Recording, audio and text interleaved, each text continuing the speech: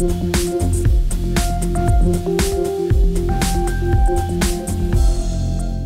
groupe de recherche et d'intervention régionale, le GRIR, a été fondé en 1983. Le GRIR réunit une trentaine de chercheurs des sciences humaines et sociales de l'Université du Québec à Chicoutimi. Ce groupe de recherche réalise des activités de soutien à la recherche en organisant des conférences, des séminaires et des colloques, ainsi qu'en publiant des ouvrages scientifiques. Le GRIR est fier de contribuer à la transmission des connaissances au sein des collectivités régionales.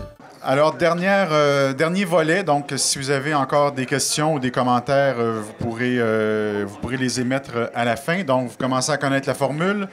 On va d'abord entendre quelqu'un qui va nous raconter sa lutte syndicale et ensuite Samuel Trépanier, qui est lui aussi co-auteur de Renouveler le syndicalisme pour changer le Québec, vous adressera la parole. Mais dans un premier temps, je présente Julie Gauthier, qui est présidente du syndicat du personnel enseignant du Cégep de Jonquière.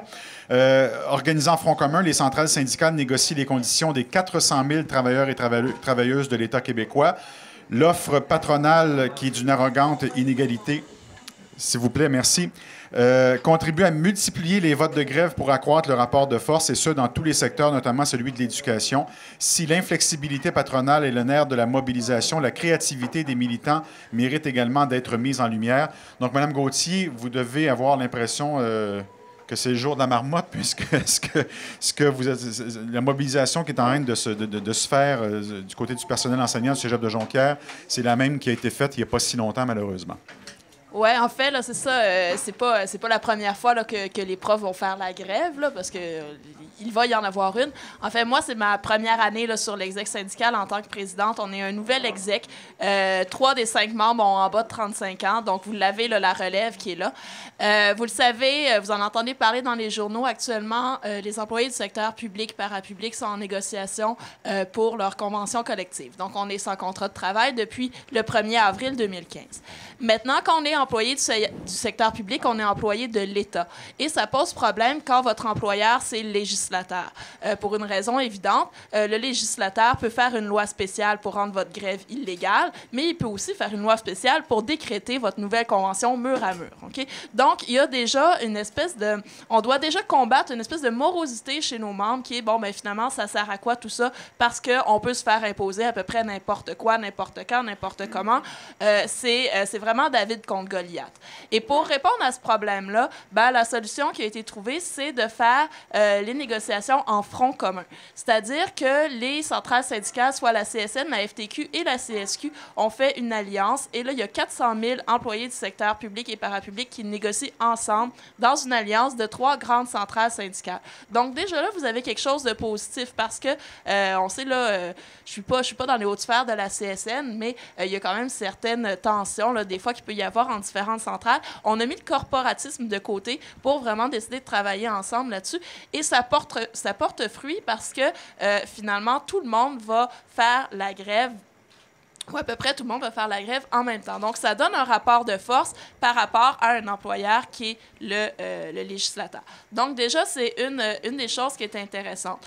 L'autre chose qui est intéressante aussi, c'est que vraiment, là, on a une mobilisation qui est assez phénoménale. Là. Par exemple, dans les cégeps, tous les cégeps de la FNEC et de la FEC ont pris des mandats de grève et des mandats de grève forts. On parle d'à peu près 85 % des profs de cégep au Québec qui ont voté pour la grève. Donc, c'est pas n'importe quoi. Et quand on parle de 85 % des profs de cégep, on parle que là, la majorité là, n'est pas vraiment silencieuse. Donc, l'idée là-dedans de faire ça en front commun, de faire ça en grand nombre, et c'est le cas aussi là, pour les infirmières, c'est le cas pour les gens aux écoles primaires et secondaires. Donc, avec ce rapport de force-là, on se sent plus à armes égales avec notre employeur qui est aussi le législateur.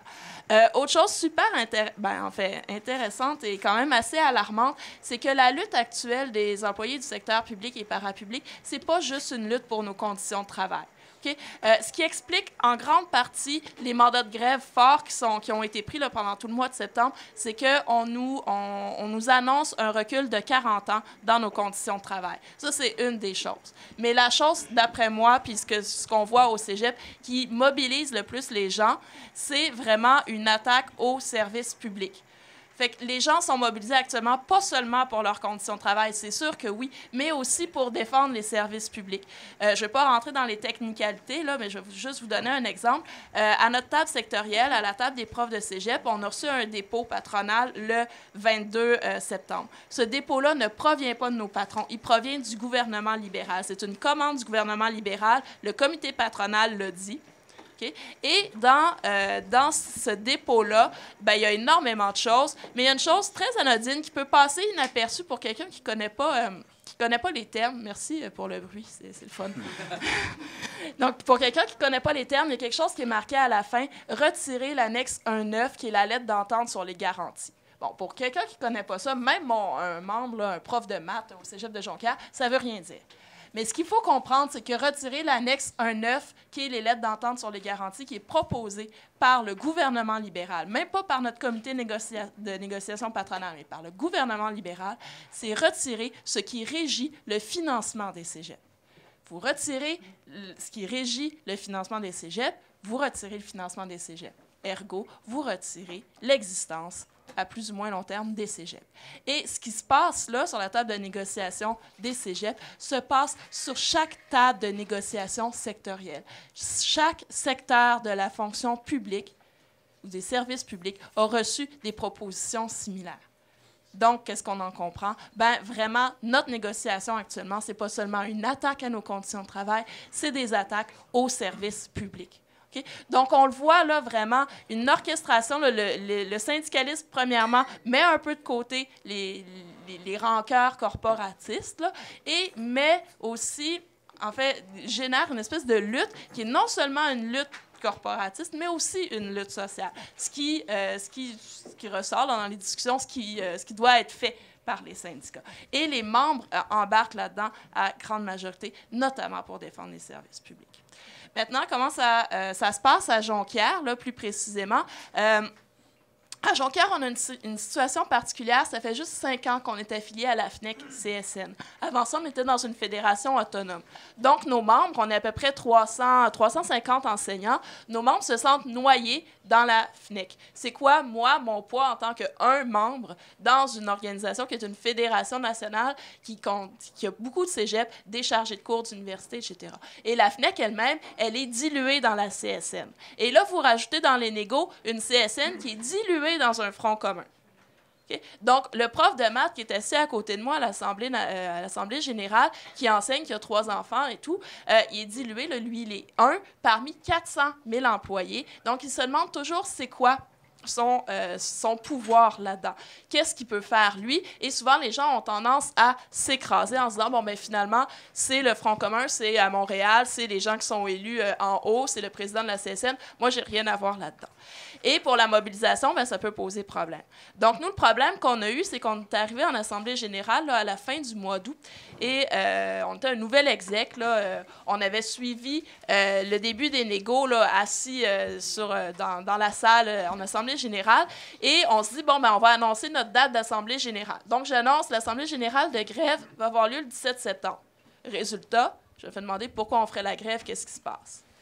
Là, on a eu un méchant problème. J'ai fait un saut. Je pensais que les gens allaient me chicaner parce que mon AG était trop tard. Ben non, il n'y avait aucune idée de ce qui se passait. Pourtant, ça faisait plus d'1 an que l'exec avant nous préparait les négos, préparait la possible grève. Et là, on s'est rendu compte que les gens n'étaient absolument pas au courant.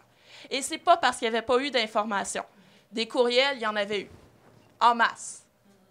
De la FNEC, de la CSN, du syndicat local, des courriels, il y en avait. Les gens n'étaient pas informés. Pourquoi? Bien, peut-être parce qu'on a mal utilisé les façons d'informer les membres qu'on avait. Donc, on est sorti de notre Assemblée générale, l'exécutif, on était un petit peu découragé. Et pendant la première soirée, là, j'avoue, on a blâmé le membre. On a dit, ben là, les gens ne s'informent pas, c'est leur problème, etc., société individualiste et tout. Et le lendemain, c'est le premier réflexe, le réflexe du désespoir. Le lendemain, on a eu une réunion et qu'est-ce qu'on a fait? Ben, on s'est dit, ben là, non, finalement, si les gens ne lisent pas les courriels, on va faire autre chose. Puis, c'est ça, là, c'est la recette que tout le monde connaît, mais qu'on n'a pas le temps d'appliquer, qui est difficile. On s'est levé de nos fesses, on est sorti de notre local et on est allé voir les gens un par un. J'ai fait des capsules vidéo, les gens ne lisent pas, mais ils écoutent des films. J'ai fait des capsules vidéo qui sont d'un amateurisme bêlant, mais qui sont extrêmement appréciées, que d'autres syndicats ont utilisées aussi, donc c'est cool. Et c'est ça, ben, on se lève, on va voir les gens, on va dîner avec les gens, on s'invite dans des parties. J'ai été faire du jogging avec des profs d'édu. Il n'y a rien qu'on n'a pas fait. Ouais, j'ai eu de la misère beaucoup.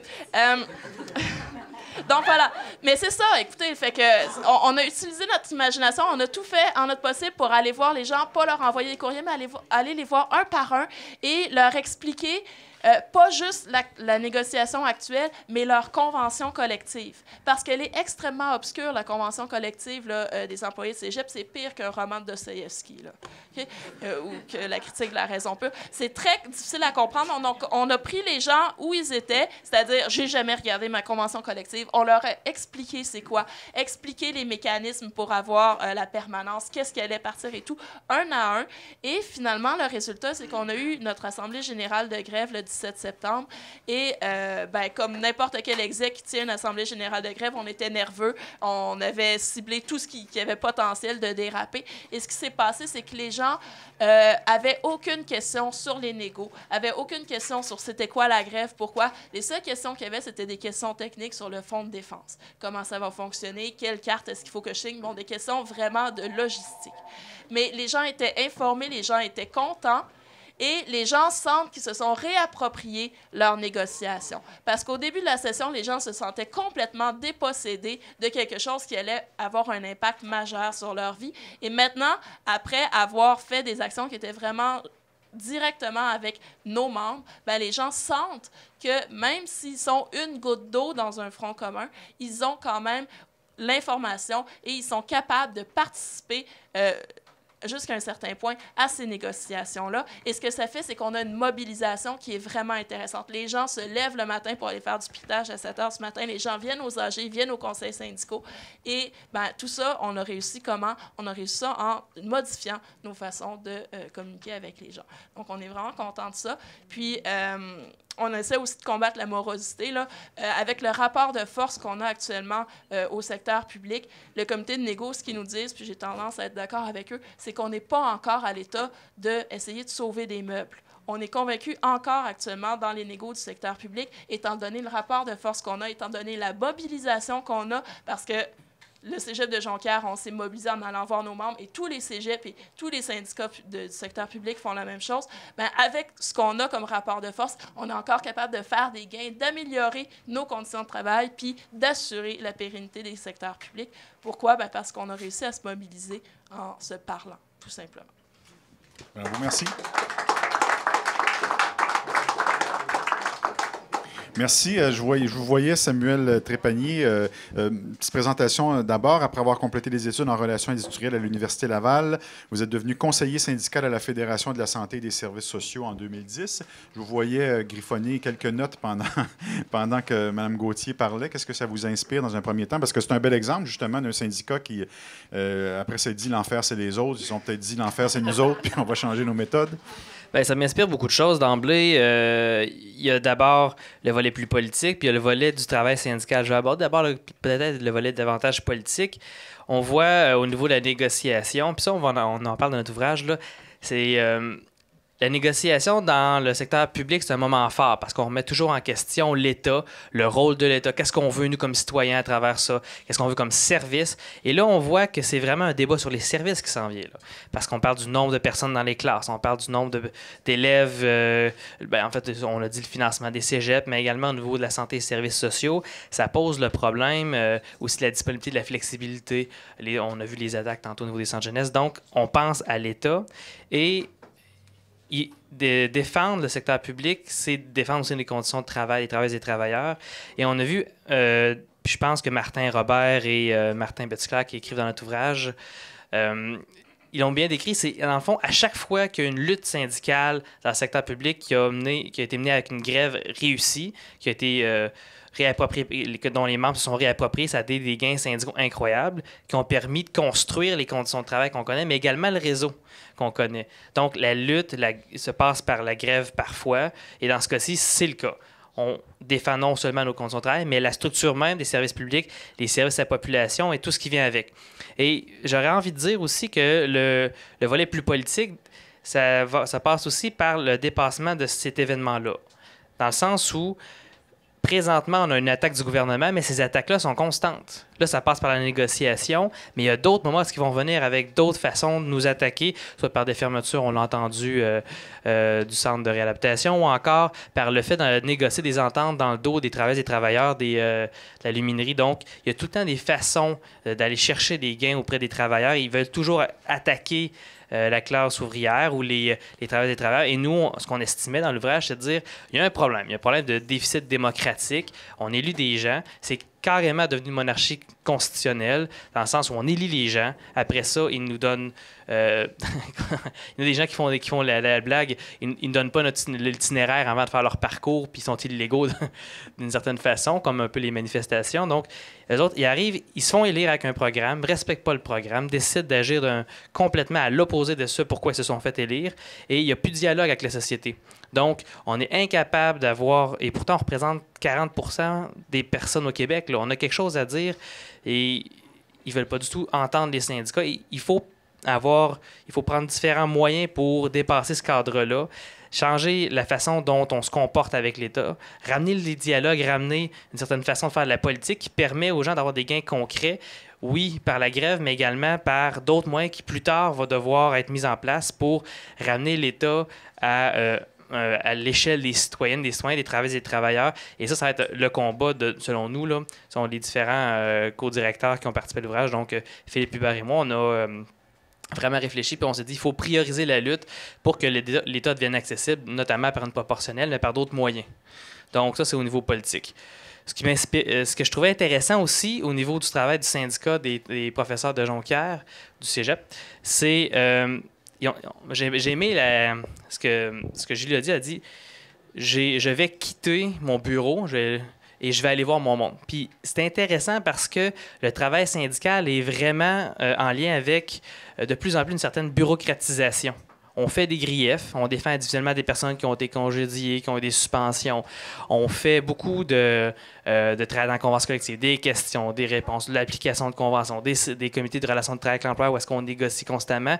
Et parfois, on est un peu loin des objectifs collectifs qui pourraient nous amener des gains. On est souvent en réaction. Et nous, on s'est dit, il va falloir ramener quelque chose de concret, mais cette chose concrète-là peut aussi passer par la lutte politique. Donc, on peut dire aux gens, il faut sortir des ornières qu'on s'est fixées nous-mêmes par le passé et aller vers un nouveau mode de relation de travail. Parce qu'au départ, et là, je reviens un peu sur la présentation de M. Roche, à l'époque, on a accepté une certaine forme de compromis fordiste. On s'est dit, au détour des années 40, avec l'adoption du système wagnérien, du nom du Wagner Act aux États-Unis qu'on a importé ici au Canada, on a dit, on va maintenant préserver la paix industrielle. On va se dire que au moment où est-ce qu'on conclut une convention collective, on ne fait plus de grève pendant la durée de cette convention collective-là. En échange, on va vous donner l'obligation de négocier avec le boss.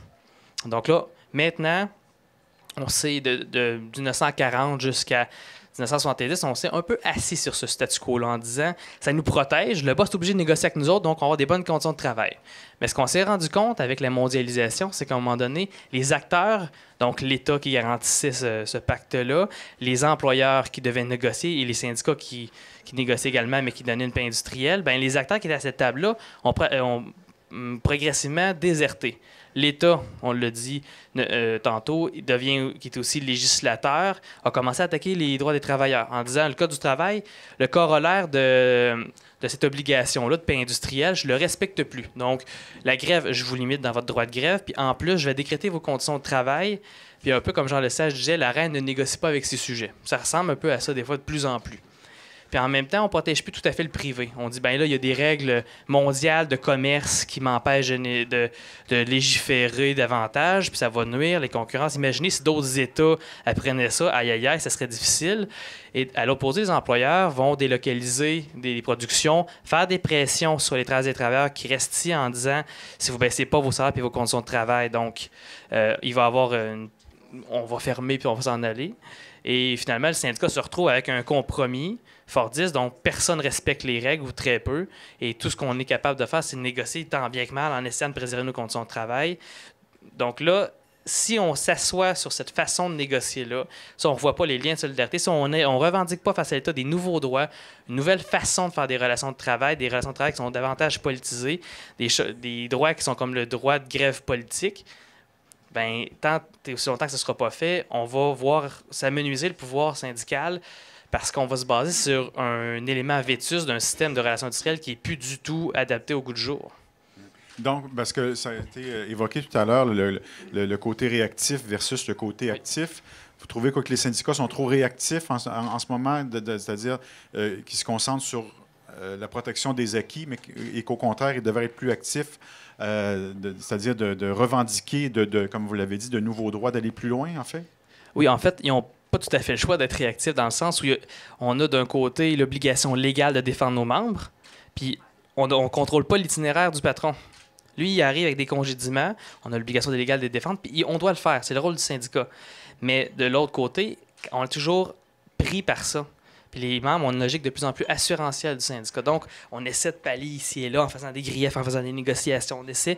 Mais il va falloir éventuellement se dire, tout ce système-là, quitte à prendre un petit peu plus de temps pour régler des griefs, il va falloir le remettre en cause. Il va falloir faire une nouvelle lutte politique, il va falloir redéfinir ça, puis dire, tassons ça, là, ayons une priorité, priorisons, parce qu'on a plusieurs luttes prioritaires dans les mouvements syndicaux, vous entendez ça souvent, là, des fois, là, on a une priorité prioritaire. Ça, c'est pas un beau pléonasme, là, mais ça existe. Donc, à travers les priorités prioritaires, on va devoir s'en donner une, qui est celle de la lutte politique, celle de dire on change le dialogue qu'a l'État avec les travailleurs et les travailleurs, puis on va le forcer à négocier avec nous. Comment? Ben, avec une proportionnelle, notamment.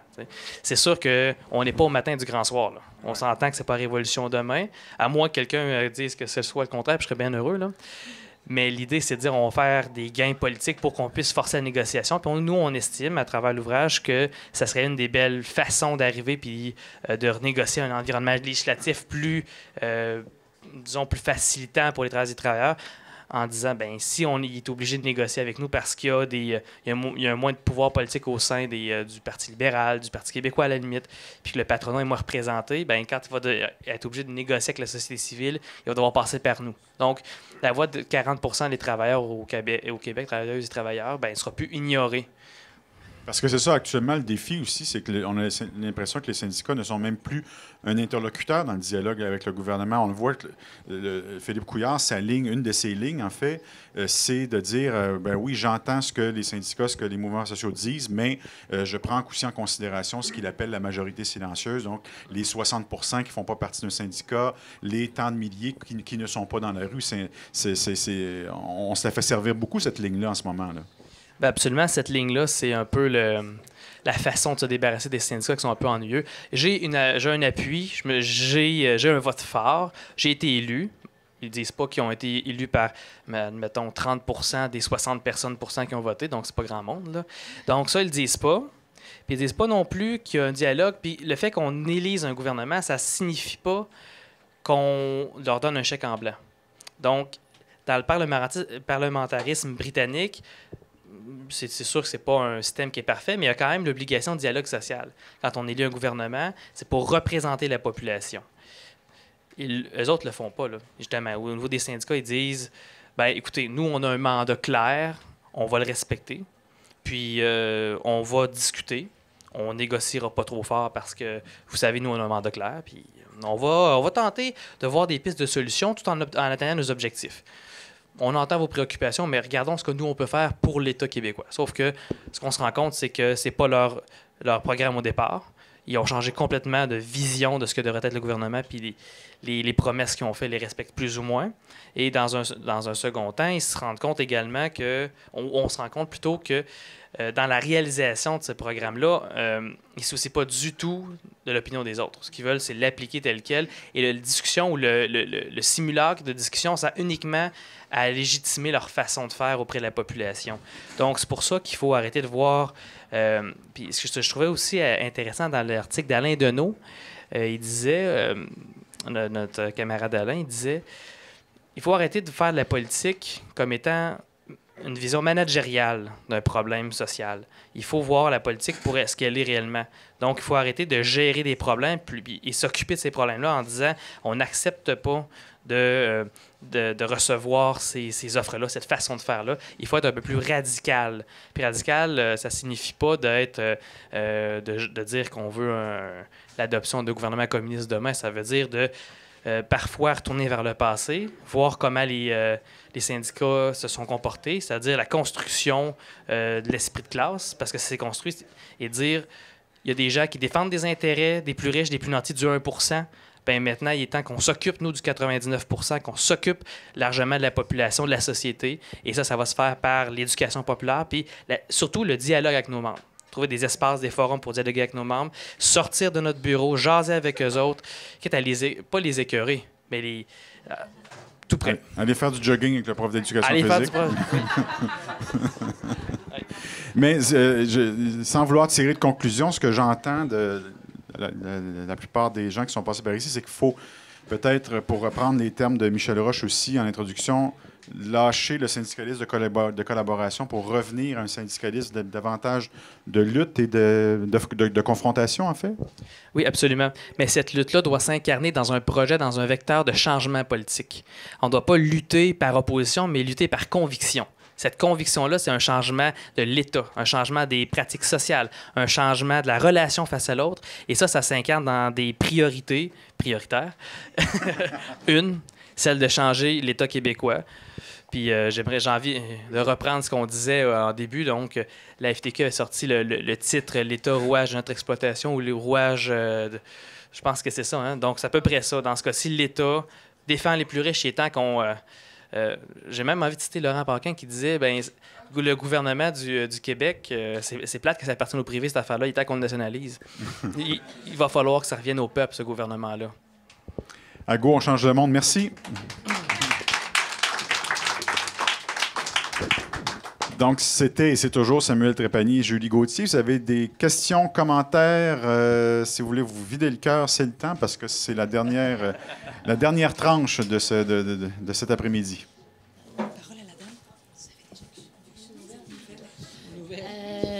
En fait, là, ce syndicaliste-là me concerne un peu parce que je suis prof au cégep aussi et je suis un petit peu dans le... je suis pas dans l'exécutif, mais je suis déléguée syndicale. Ça viendra peut-être un jour. Je suis déléguée syndicale à la condition féminine et dans le comité mobilisation aussi. Donc, en fait, moi, qu'est-ce qui me questionne, c'est que lors de notre dernière réunion, c'est qu'on se disait, étant donné, les profs de cégep, dans la conception populaire, hein, on est quand même, comme M. Fréchette le disait tantôt, on a des bonnes conditions, des bons salaires et tout ça. Fait que, nous autres, on se disait, on a voté une grève de 6 jours là, à 87 % là, dans notre cégep, ce qui est quand même... on pourrait dire d'emblée qu'on est assez sensibilisés, les membres.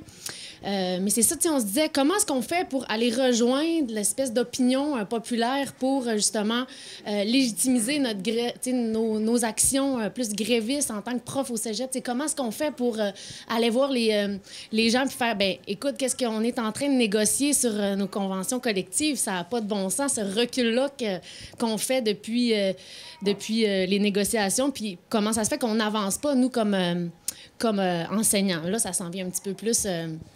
dans la pensée populaire, mais moi, je prends juste au cégep où je travaille, on n'a plus de bibliothèque le soir, on n'a plus d'infirmières, il y a quand même des gros reculs qui se font, qui sont aussi de facto, ils ont des conséquences sur les étudiants aussi, puis sur leur réussite. Donc, c'est ça, moi, je me questionne sur comment est-ce qu'on fait pour aller rejoindre cette population-là, puis faire en sorte que, qu'on légitimise notre combat comme, en tant que professeur. C'était peut-être plus dans la section commentaires, là. Non, mais c'est intéressant.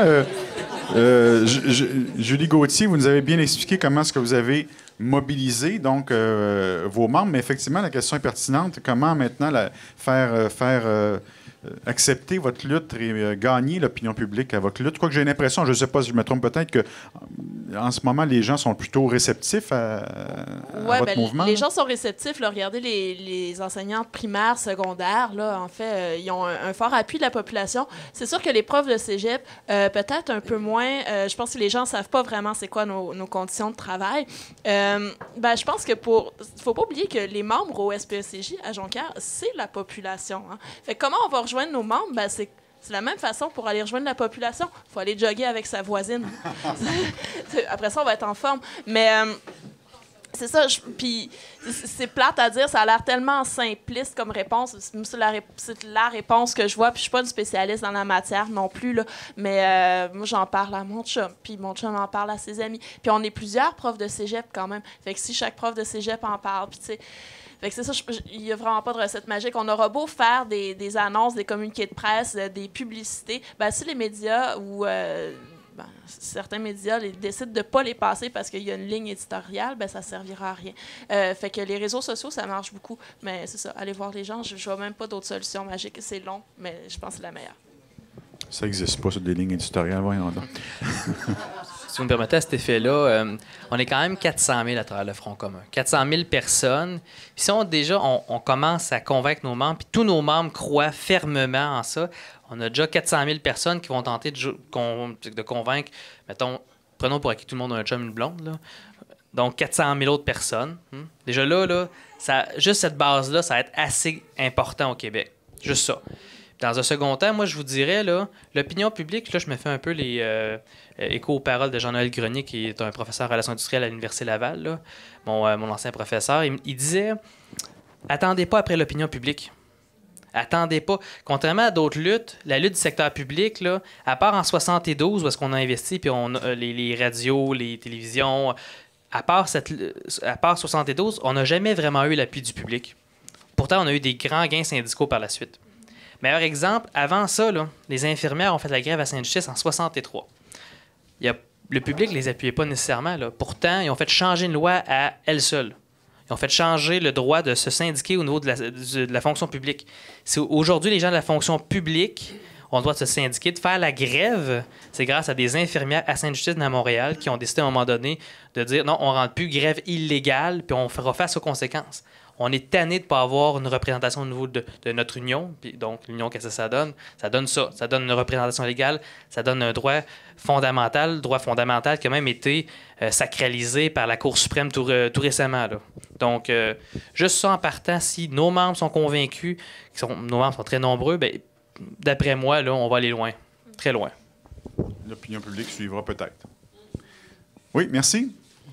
M. Potvin. Un petit commentaire sur un élément que vous avez souligné, M. Trépanier, puis Michel Roche en a parlé aussi, là, sur la réforme du mode de scrutin, d'autres en ont parlé aussi.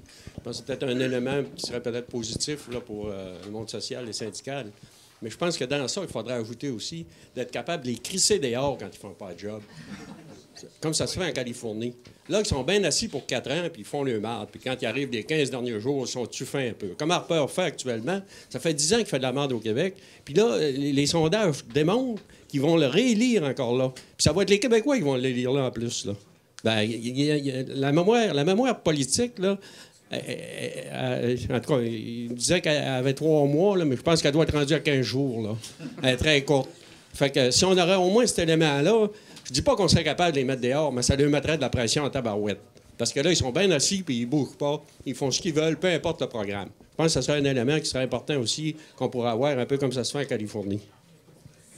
Merci. Je ne sais pas pourquoi tu veux réformer le système. Parce que quand on va à Québec, on a des belles commissions parlementaires, puis on se fait entendre, puis ça va très, très bien par la suite.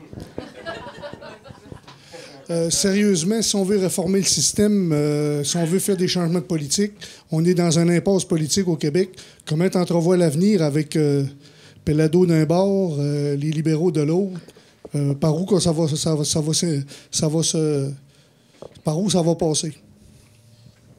C'est beau d'être idéaliste, mais ça prend une solution. Et que je suis content que ce soit pas moi qui réponde à ça. Ben, en fait, je répondrai même pas parce qu'on a un auteur qui répond à ça.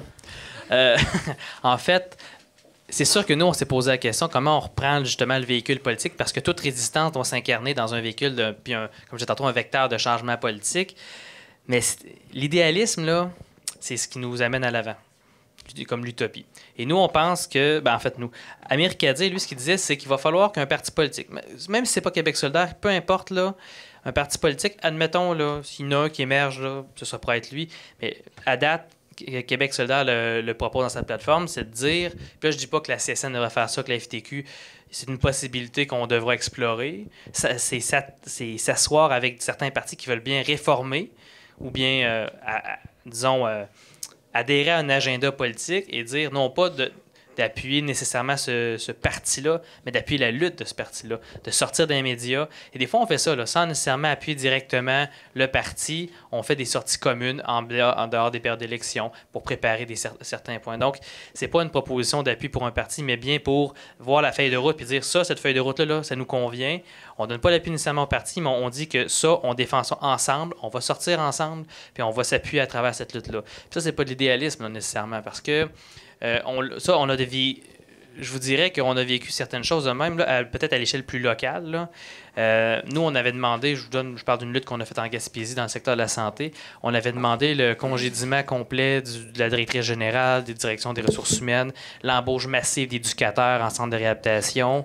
On voulait un changement complet au niveau de la façon de gérer un établissement.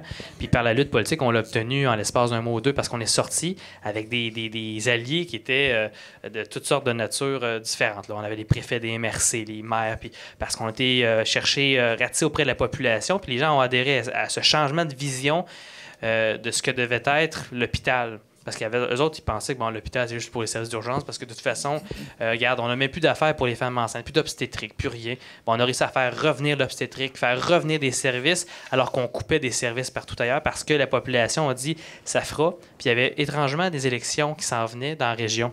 Donc, ça a marché. Est-ce que c'est de l'idéalisme? C'est à plus grande échelle. Ça, je le concède. Est-ce que ce sera facile? Absolument pas. Mais la loi sur les normes... La loi sur les normes du travail était, en son temps, une utopie. On l'a. Le Code du travail, c'était une utopie. Le fait que les travailleurs du secteur public puissent faire la grève, on remonte en 1950, là, les gens ne pensaient pas que c'était possible. Avant 2012, moi, je me rappelle de certains commentateurs qui disaient « Les jeunes, là, sont pas politisés. Ils ne s'intéressent pas à la politique, ils ne s'intéressent pas, ils feront rien. » Puis c'est drôle, 2012, là, ça a eu des changements politiques assez importants. Est-ce que c'est idéaliste? Oui. Mais comme disait Che Guevara, soyons réalistes, exigeons l'impossible. Faisons-le. Merci. Oui, M. Roche? Oui, alors seulement 2 points. La première chose, c'est au sujet de l'opinion publique. C'est vrai, je suis tout à fait d'accord. Il ne faut pas attendre après l'opinion publique. Et l'opinion publique, c'est quelque chose qui change en fonction du mouvement. On a pu, par exemple, constater en 2012 avec les étudiants. Il n'y avait pas l'opinion publique de leur côté. Au contraire, il y avait une très forte hostilité. Et après quelques mois de mouvement, ça dépassait un peu les 50%. Et pour prendre un exemple historique, peut-être encore plus convaincant, mai 1968, en France, qui a été, le pays était presque au bord de la Révolution. Et donc, les forces vives de la France étaient en mouvement. C'est une grève générale à travers tout le pays. Néanmoins, la population a réélu la droite par la suite. Bon, qu'est-ce que ça signifie dans le fond? C'est qu'il faut savoir faire la différence, justement, entre les forces qui sont en mouvement et les personnes qui sont passives chez elles. C'est comme les révolutions. La révolution russe, ça n'a pas été fait par l'immense majorité de la population. Mais sur le terrain, les personnes disposées à se battre, les mieux organisées d'un côté l'ont emporté contre les autres. Alors, c'est un peu la même chose. C'est que c'est le mouvement actuel qui pourrait modifier l'opinion publique. Donc, il ne faut pas prendre l'opinion publique comme une donnée qui existe et qui ne variera pas. Elle va varier l'opinion publique en fonction de ce qu'on va faire. Le deuxième point que je voulais aborder, c'est au sujet du mode de scrutin. Bon, on a dit tantôt que j'en avais parlé. En fait, je n'en ai pas parlé et je ne considère pas que c'est si important que ça. Non pas que... oui, bien sûr que j'appuie l'idée d'avoir un mode de scrutin plus démocratique, mais je veux simplement rappeler qu'on en parle depuis une 50aine d'années du mode de scrutin, que c'est un peu un épiphénomène dans tout ça, qu'il faut se battre pour la démocratie la plus large dans un contexte où les forces patronales luttent pour la démocratie la moins large possible. Alors, ce n'est qu'un petit élément parmi d'autres, puisque on sait très bien, c'est la façon dont fonctionnent les sociétés développées aujourd'hui. C'est-à-dire qu'on prend des décisions, on les applique rapidement avant que la population ne réagisse. C'est-à-dire ce qu'on appelle la stratégie dite de la thérapie de choc. On place toujours la population devant un fait accompli. Alors, la démocratie comme telle, au sens où on l'entendait, elle est déjà passablement étouffée et ça reflète aussi le très faible contrôle que nous exerçons sur l'ensemble de l'économie. Hein? Alors, le politique reflète bien l'économique en cette matière. La dictature règne dans le domaine de l'économie et c'est certainement pas la démocratie qui règne dans la sphère politique, compte tenu du fait que si les ressources économiques sont distribuées de façon inégale, les ressources politiques sont également distribuées de façon absolument inégale. Alors, la lutte, donc, pour une réforme du mode de scrutin, bon, on doit la mener, mais on ne peut pas compter uniquement là-dessus. Il faut voir beaucoup plus large que ça. Merci. Merci, Michel. Oui. Bien, très rapidement, en fait, c'était aussi en partie mon exposé. Puis entièrement d'accord. Une fois, c'est pas de s'asseoir sur le mode de scrutin proportionnel, c'est de commencer par là et continuer à mener la lutte. Continuer à toujours accumuler les gains le plus possible pour une démocratie la plus large possible, la plus participative, et faire en sorte que les gouvernants soient vraiment des élus du peuple, des représentants, et pas seulement des monarques qui se font élire à tous les 4 ans puis qui règnent à libre comme ça. Là. Mais ils vont toujours refuser parce que c'est dans leur intérêt. Oui, d'ailleurs, ça a été dans le programme de bien des partis, la proportionnelle, mais une fois au pouvoir, ils ne s'en souvenaient plus. C'était un élément essentiel du programme du PQ. Quand il a pris le pouvoir en 1976, ça aboutit à rien. Et tous les autres, par la suite, ont promis, et ça a toujours été rien. C'est pas pour rien, c'est parce qu'ils savent très bien que si on a un système proportionnel, il y a de nouvelles forces politiques qui vont émerger au Québec. Le comportement politique va changer, puisque le vote pour un tiers parti ne sera plus un vote perdu. Alors, les forces patronales ne veulent rien savoir de ça. Mais demandons-le tout de même, battons-nous pour l'avoir. On n'attendra pas qu'ils disent oui pour le faire. Au contraire. Alexandre? Peut-être une petite question plus terre à terre. Dans votre succès de mobilisation, ce que j'entends de toi, c'est peut-être une approche un peu bon enfant, voire cabotin, mais sympathique, positive. Là, c'est ce que j'entends par rapport au professeur d'éducation physique, des films et tout ça. Est-ce que... Parce qu'on dit qu'il faut parler avec notre monde, il faut arrêter de parler à notre monde. Est-ce que vous avez évalué peut-être l'impact de l'approche, peut-être de la dynamique sur les résultats? Vous avez-tu, dans le fond, est-ce qu'en prenant une approche sympathique, peut-être que ça contribue au succès que vous avez au Cégep? Oui, en fait, oui, effectivement, c'est ça. C'est que les gens se sentent déconnectés non seulement de leur centrale syndicale, mais de leur exec aussi, là, parce que si on ne sort pas les voir, ils ne savent même pas on est qui. Oui, ça a eu de l'impact, d'abord et avant tout, sur notre participation à notre AG. Il y avait beaucoup de gens qui voulaient voter contre la grève, pas qu'ils sont pour ce qui est proposé dans les négos, sont juste contre la grève, et qui n'osaient pas venir à l'AG, mais qu'on a réussi, en étant sympathique, là, en allant faire du jogging, à les motiver à venir à l'AG parce finalement, on n'allait pas les juger, puis ils étaient les bienvenus et tout. Donc, ils se sont pointés à l'AG. Déjà, c'est un premier succès. Deuxième succès, c'est que les gens qui étaient à l'AG à côté d'eux étaient assez informés pour leur parler. Puis ces gens-là ont changé d'idée à l'AG et ils ont finalement voté pour la grève. On a eu 82,4 % d'appui à la grève. Donc, il y avait beaucoup de gens qui étaient au départ contre et qui ont changé d'idée. Puis c'est ça, je pense qu'il faut humaniser vraiment les syndicats. Je pense qu'il y a beaucoup d'execs locaux qui sont humains, pas nécessairement tous. Il faut vraiment humaniser nos syndicats, quitte à faire des blagues, quitte à faire des vidéos vraiment boboches, quitte à avoir l'air échevelé de temps en temps. Là. Mais ce que ça fait, c'est que les gens ont l'impression que finalement, le syndicat, c'est eux. Okay?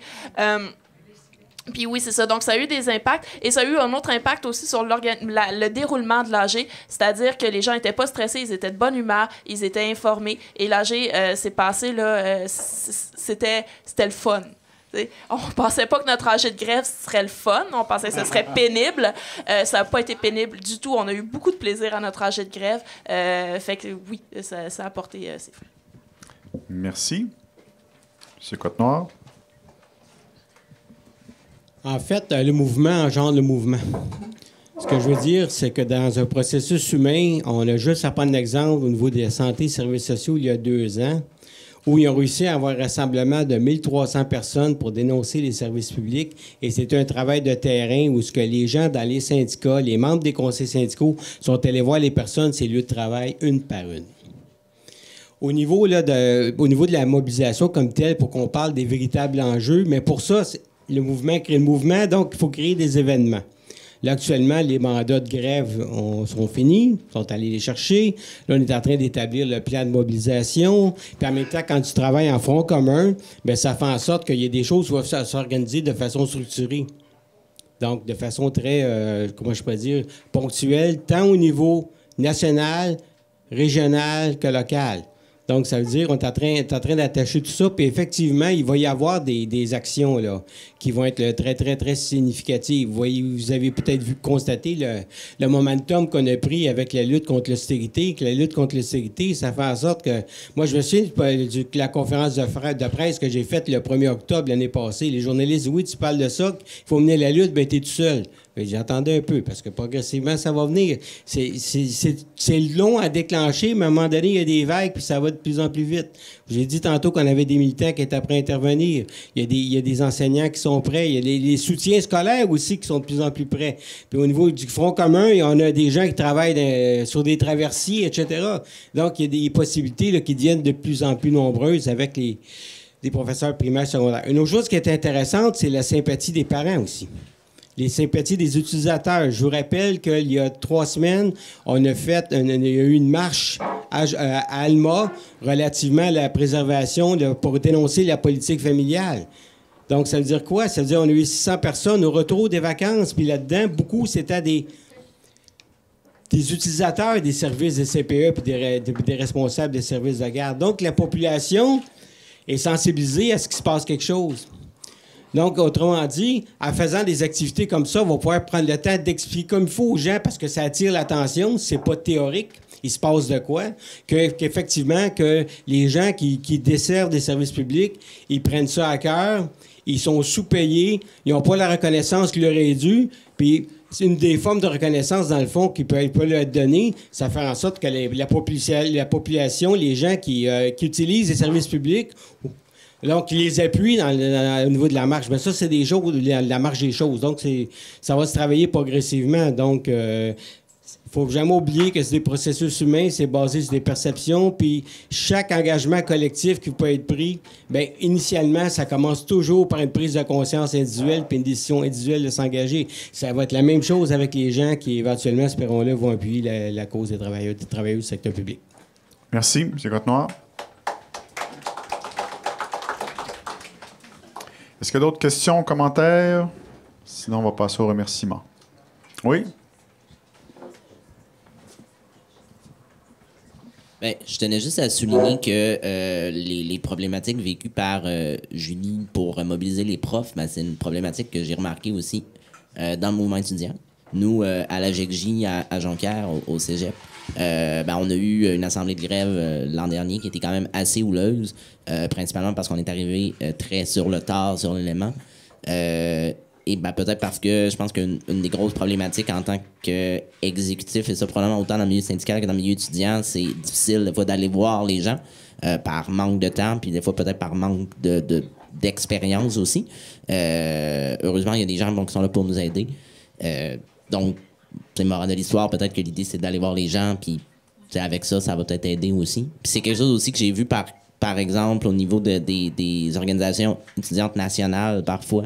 Des fois, j'ai l'impression qu'ils sont un peu déconnectés de la réalité des campus, comme si elles étaient comme en haut, puis qu'au final, ça aidait les exécutifs, mais ça aidait pas les étudiants qui sont membres.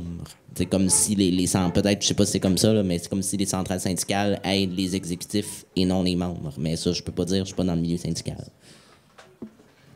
Merci. Je sens qu'on va avoir beaucoup de délégués syndicaux faire du jogging dans les prochaines semaines. Oui.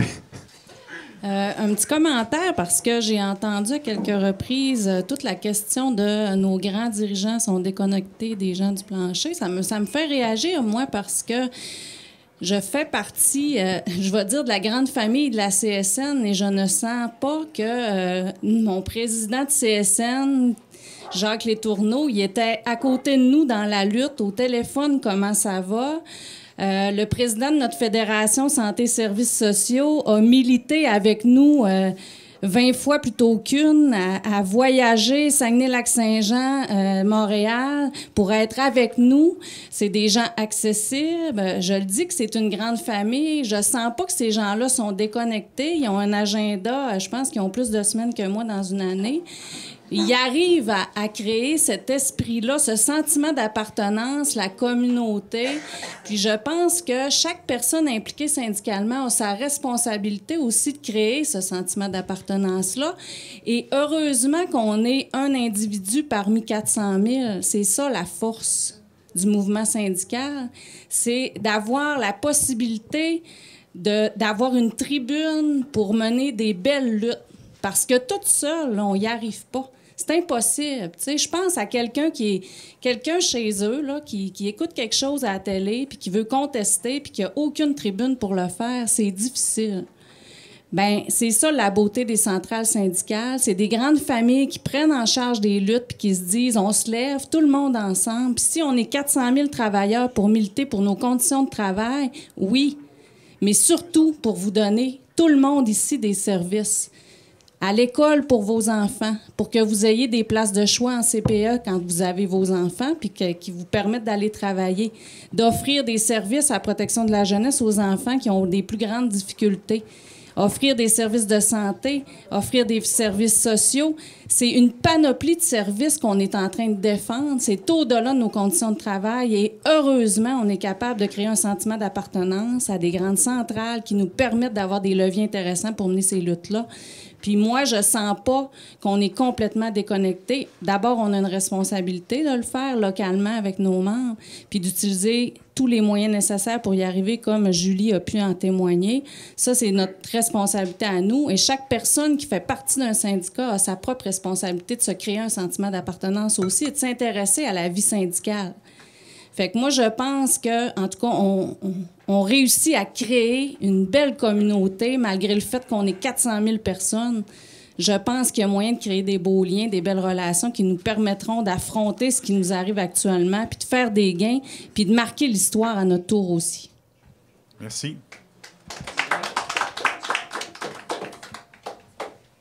Est-ce qu'il y a des dernières questions, derniers commentaires? Peut-être un. Oui, peut-être un. Je voulais juste rajouter, tantôt, vous avez parlé du Front commun qui était composé de la CSN, la FTQ et la CSQ, mais il faudrait rajouter aussi la PTS et le syndicat de la fonction publique et parapublique du Québec.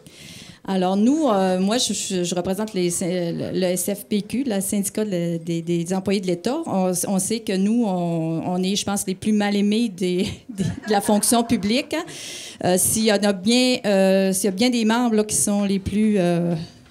dénigré, c'est bien, puis méprisé par le gouvernement, c'est bien ses propres employés dans la fonction publique. Nous, notre cheval de bataille, dans le fond, puis la façon d'aller chercher l'opinion publique, c'est de défendre les services publics gouvernementaux comme étant un apport économique dans les régions, des emplois stables. Ce sont aussi des leviers économiques importants.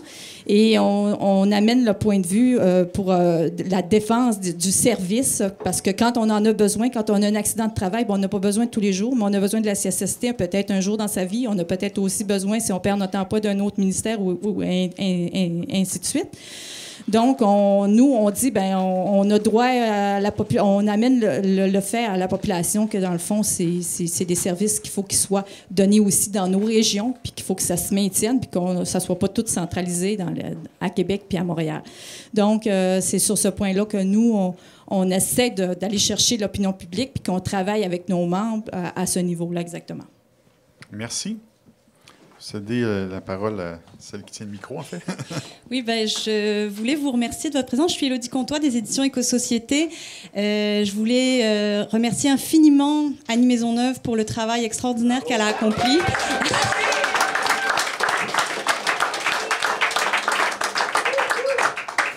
quand on a publié Renouveler le syndicalisme, on voulait, avec Hubert, Samuel et Philippe, continuer à être un acteur du changement social en tant que maison d'édition.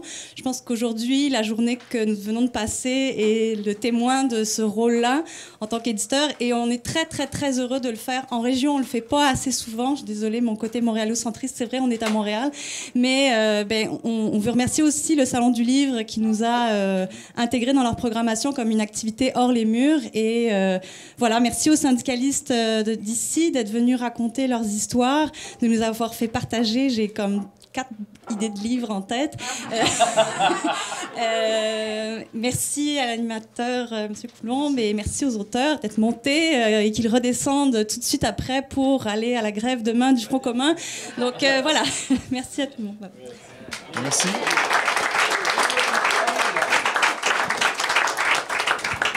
Puisqu'on a entamé les remerciements, on va les compléter. Merci à Julie Gauthier et à Samuel Trépanier, qui ont été nos 2 derniers panélistes. Merci à vous d'avoir assisté et participé donc, à ce forum. Merci aux éditions Éco-Société et aussi au GRIR, le groupe de recherche en intervention régionale, donc, qui ont organisé cette journée. Je vous rappelle que le livre qui a inspiré en fait ce forum, Renouveler le syndicalisme pour changer le Québec, paru aux éditions Éco-Société, est en vente dans le hall, tout comme d'autres publications du GRIR. Et puis, merci aussi à ceux qui ont organisé ce forum, donc le syndicat des étudiants et étudiantes et étudiants employés de l'UQAC et le conseil régional de la FTQ Saguenay-Lac-Saint-Jean. Et merci en terminant au bar à Piton quand même de nous avoir accueillis ici. Parfois, les choses se font... le hasard fait bien les choses. C'était pas ici qu'était prévu à l'origine ce forum, mais finalement, le bar à Piton nous a accueillis un peu en catastrophe. Puis je pense que c'était vraiment un mal pour un bien. Donc, merci beaucoup. Et merci à vous. Et merci... oui. En terminant, merci à MaTV. Puis je vous rappelle que le débat, je ne sais pas quand exactement, mais sera diffusé donc, sur les ondes de MaTV. Et pour ceux qui se demandent c'est quoi MaTV, c'est la télé de Vidéotron, le 609. Donc, si vous êtes abonné, Vidéotron. Merci beaucoup.